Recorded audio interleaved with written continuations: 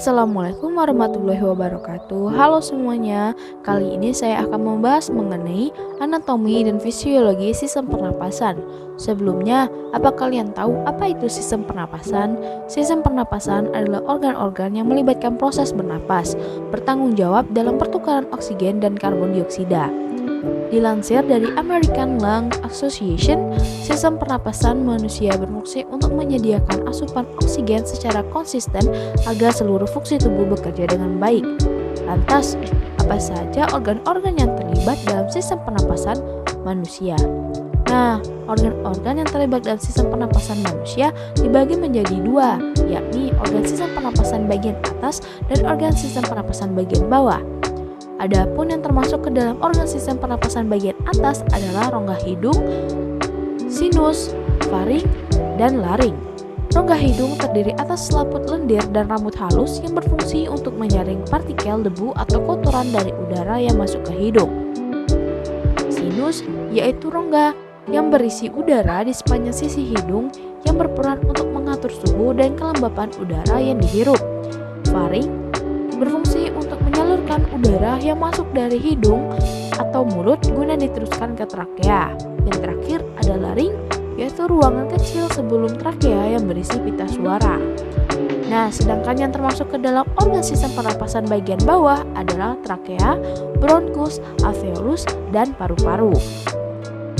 Trakea merupakan suatu saluran rigid yang memiliki panjang 11-12 cm dengan diameter sekitar 2,5 cm.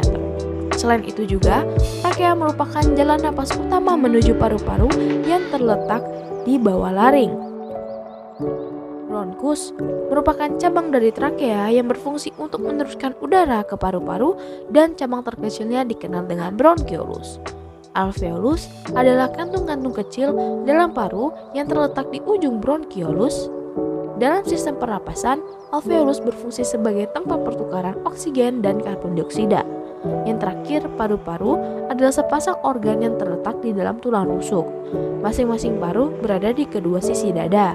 Peran utama paru-paru dalam sistem pernapasan adalah menampung udara beroksigen yang kita hirup dari hidung dan mengalirkan oksigen tersebut ke pembuluh darah untuk disebarkan ke seluruh tubuh.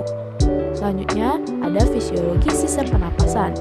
Sistem pernapasan bekerja melalui 3 tahapan, yakni ventilasi, difusi, dan transportasi.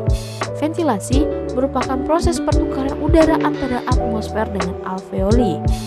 Proses ini terdiri dari inspirasi atau masuknya udara ke paru-paru dan ekspirasi atau keluarnya udara dari paru-paru.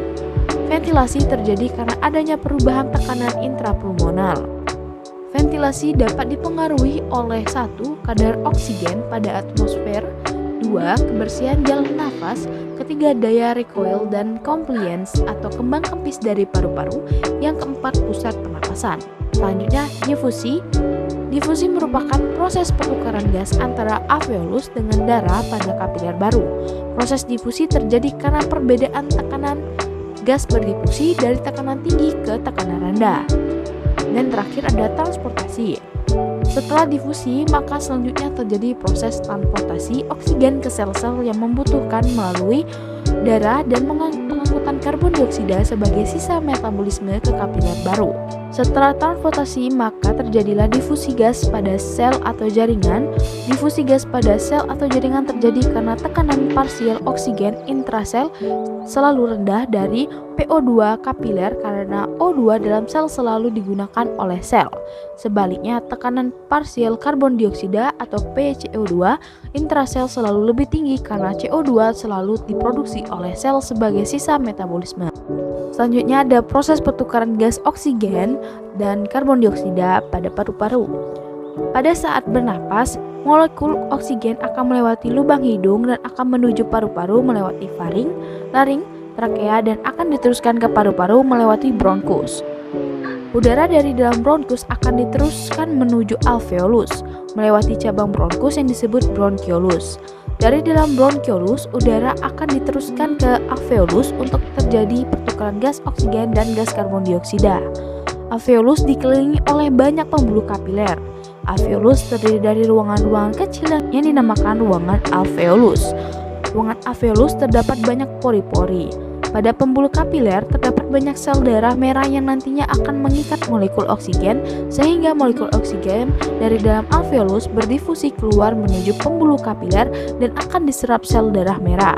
Maka sel darah merah yang mulanya berwarna keunguan akan berubah menjadi merah karena adanya kandungan gas oksigen. Oksigen selanjutnya diedarkan ke seluruh tubuh oleh sel darah melalui pembuluh darah. Sedangkan molekul karbon dioksida akan berdifusi ke dalam alveolus dan akan berkumpul di ruangan alveolus. Kemudian gas karbon dioksida akan dikeluarkan keluar tubuh melewati bronkiolus. Dari dalam bronkiolus kemudian akan diteruskan ke dalam bronkus dan selanjutnya menuju trakea, laring, dan keluar dari tubuh melalui lubang hidung.